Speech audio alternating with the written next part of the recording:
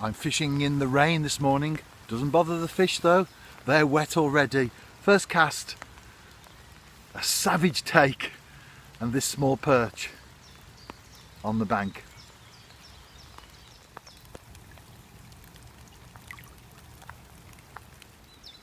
This is my standard mini jigging setup.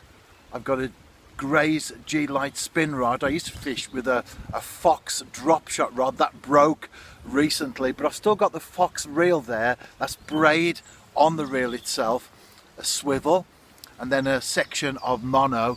And the business end is a 0.7 gram jig head and a 2-inch rubber fish.